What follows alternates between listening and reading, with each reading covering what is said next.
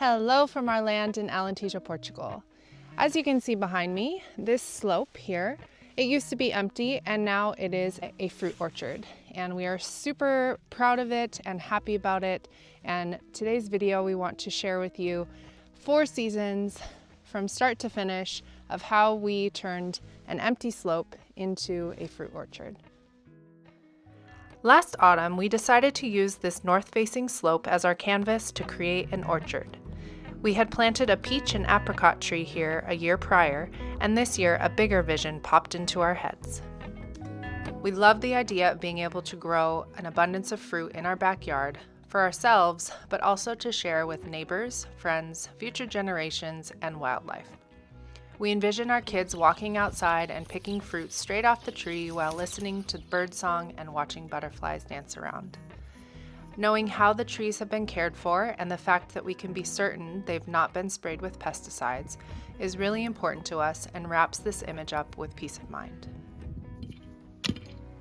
We decided to create permaculture swales on the slope to help catch rainwater and prevent runoff and erosion. Our budget is very limited, as is our time, given that we have 2 kids, jobs, and no family help around. But we're passionate about what we're doing, and that's motivation enough. We grabbed the couple tools we had and got to work during lunch breaks, weekends, and spare time.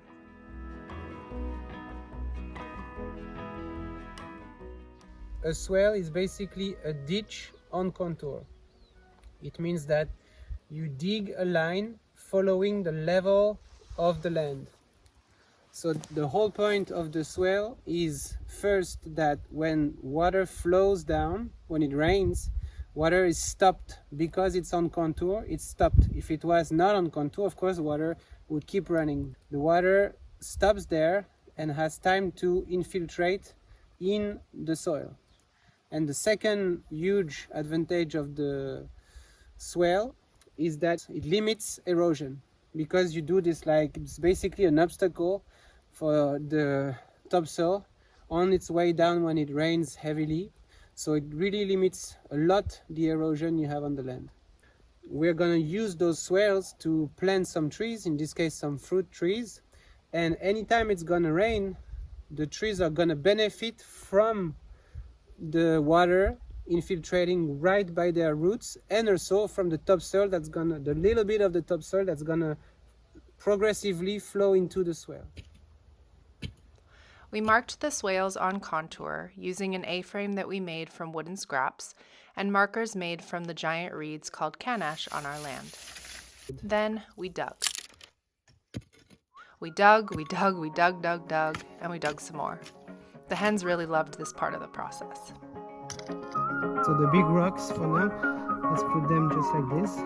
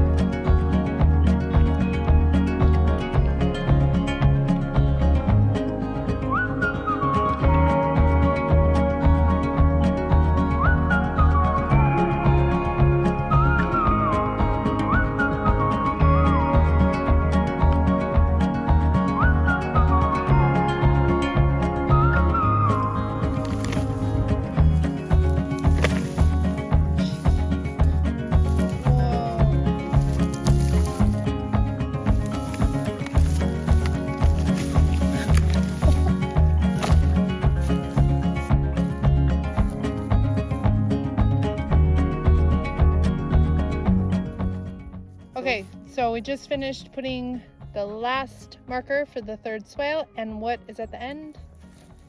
a baby oak tree. A baby oak tree. So all the other ones we noticed are like bushes, but this one it's...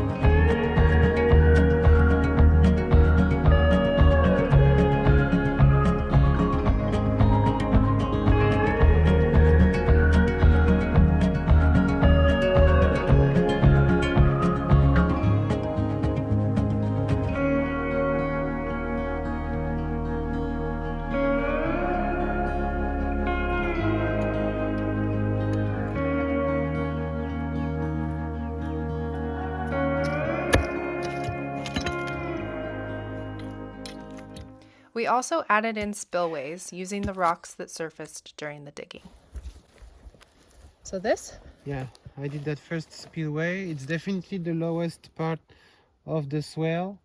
I just want to make sure at some point that the edges of the swales are not lower, but in terms of the berm, that's the lowest part. Okay.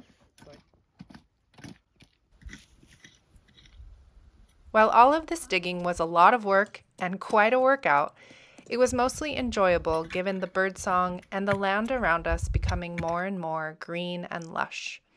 It took us almost a month to complete the 4 swales and move on to the next step. Ta-da! The 4 swales are dug out and pretty much done. There's still some small adjustments to make. The big thing is once we have rain, then we can really see how they work and we can adjust them based on that. Yeah, it's pretty good.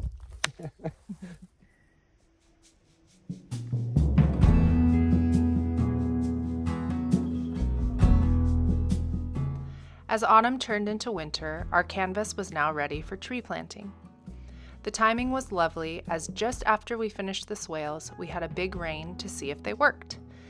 We were so pleased to see that they caught plenty of rainwater, which infiltrated quickly, and none of the swales were damaged. This was very encouraging, and now that the soil was moist, it was perfect timing to begin planting our trees. John went to our favorite nursery in Montchique and picked out a bunch of trees that we felt would work well for our climate.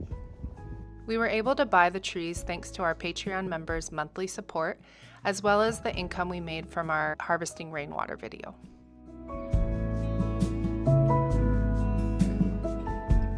While this time of year on our land feels like anything could survive and the possibilities are endless, we kept in mind that once spring and summer roll around, water would be much more scarce and the heat would become intense. The swales are great for collecting water, but rain isn't guaranteed. So we enlisted the help of another resource on our land. This plant here goes by many names, like prickly pear and barberry fig. So the thought process is that you take one of these paddles, and we are cutting it up into small chunks, and inside it's so full of water that you place it at the base of where you're planting, and that helps hydrate the tree, and also it encourages the roots to grow down and out to reach the water.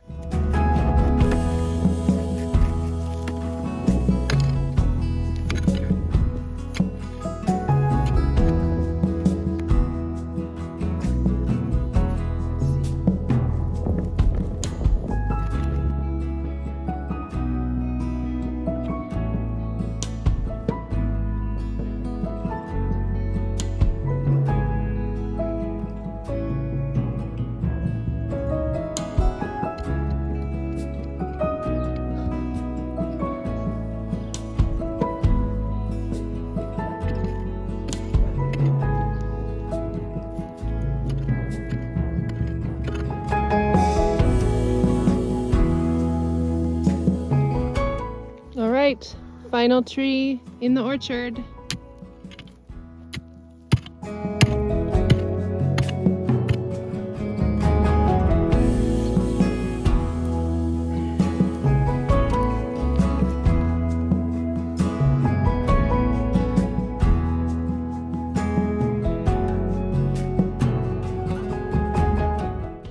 2 weeks, we welcomed home 16 new trees and knew we needed to start mulching right away to prevent our new trees from the winter frost, losing dirt from the swales during rainfall, and from the chickens scratching around at the base of the trees. We raked up the remnants of the crispy dry grasses of summer and used that to mulch the swales, giving a warm blanket for winter.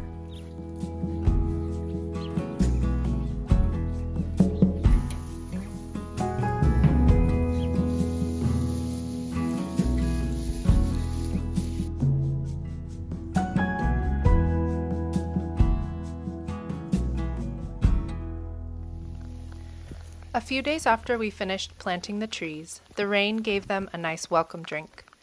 Thanks to the rains and morning condensation, we didn't need to do any manual watering and could focus on other things, like trying to stay warm in our very cold, poorly insulated house.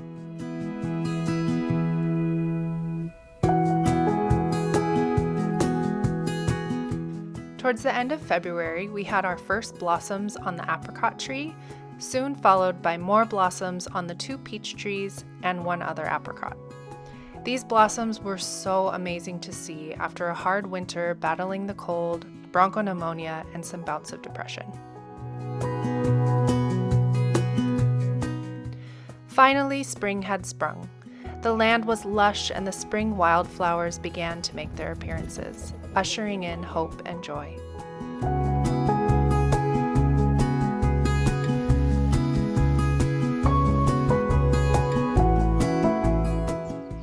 This time of year is truly splendid. We had a good amount of rain during the spring, which the trees loved. We were thrilled that almost all of the trees seemed to be happy and growing.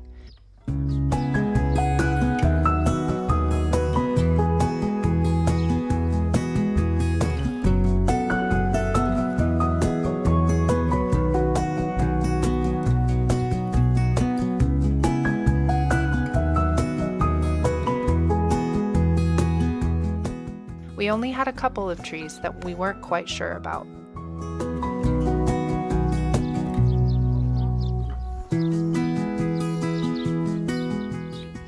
May arrived and so did our first fruits, these cute little Saturn peaches.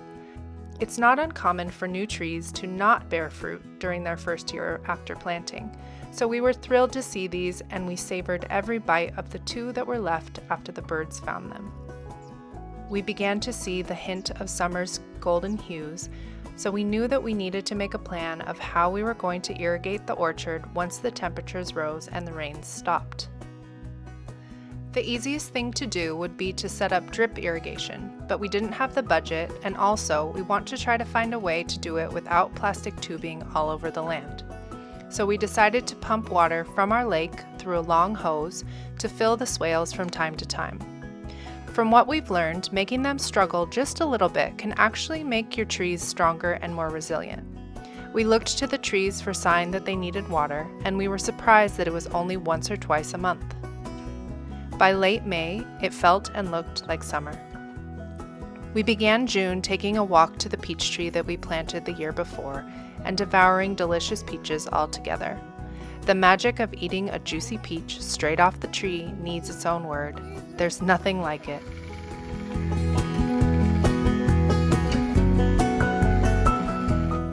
We went to visit family over the summer, so before we left, we made sure to mulch really well to keep as much moisture in as possible.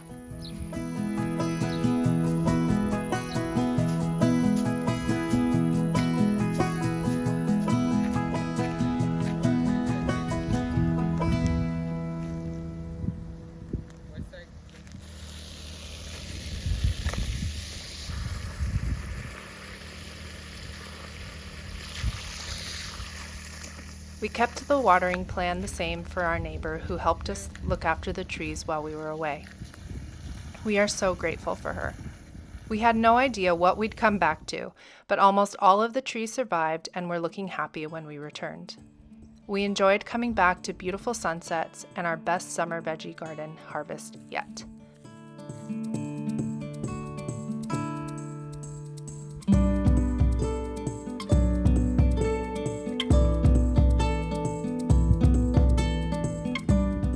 The summer lingered on and on, well into and through October, and then it finally began to feel like autumn again. So now we've come full circle, back to autumn and celebrating this orchard's first birthday. We used the algae we cleared out of the lake to add more nutrient-dense mulch to the swales.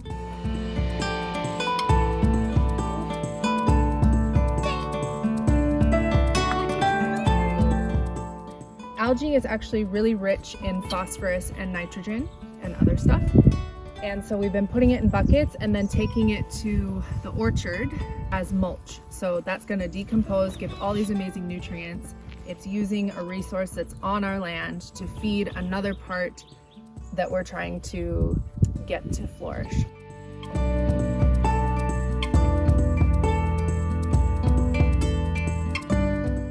I came out several weeks ago to broadcast sow more cover crop, but I don't think that much of it even had a chance because the chickens thought it was for them. Maybe next time I should keep them in their coop for a few days while I do that. Now let's check in with John to see how the trees are doing and what's next for the orchard. So on the first swale, they're all doing okay, actually pretty good. On the second one here, they are doing good, except the last one, which was peach tree.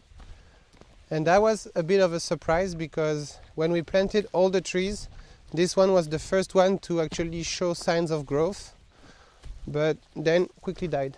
So was it a lack of water? Was it the quality of the plant?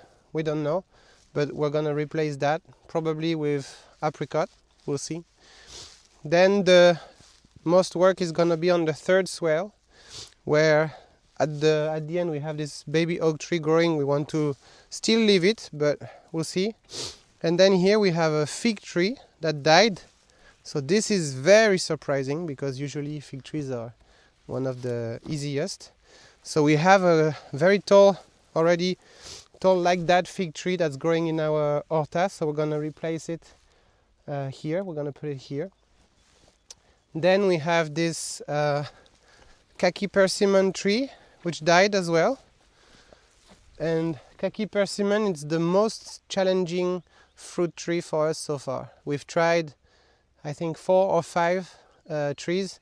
They all died except the one that we have on the last swale at the bottom in the corner, and it just lost its last leaves. So it's normal because of the season, but we just hope it's not because it's getting too weak. Depending on the variety, of course, on the kind of khaki persimmon tree, they can lose their leaves earlier or later, depending on the weather as well. So we are not fully sure. It's a good sign that it lost already all of the leaves, but we'll see. We're not going to replace it for now, that's for sure. So this one we will replace, I don't know yet, probably a mulberry or a plum. We'll see. But that's 1, 2, and 3. And the last one is at the end of that third swale. So really that third swale didn't do great. This one was a apricot tree, died, completely dead. So we will replace it with not a plum because we have a plum right next to it and we like to mix them around, but could be actually a mulberry here and then an apricot there and then a plum above and then the fig to replace the fig. It's mostly really good news after a year, but yeah, we're gonna take care of the dead ones next week. So now when it comes to the next steps for the orchard slope, the first thing we're gonna do is to replace the dead trees. We're going this weekend to this great nursery in Montchique, so we'll get olive trees as we have told you, but we will also get some more fruit trees to replace the dead ones, but also we're gonna get some more pomegranate trees that we want to put in between the main fruit trees. We might also get some lavender and rosemary, things like that, but the car is probably going to be way too full for that, so we'll see. And after that we're gonna try to mulch even more. So we've started to cut some more giant reed and we're gonna bring as much as we can to mulch even more, to improve continuously the quality of the soil and to help the trees thrive. And we're gonna also use that mulch to protect the trees from the frost. So we hope we're not gonna lose any, we'll see. And that's about it.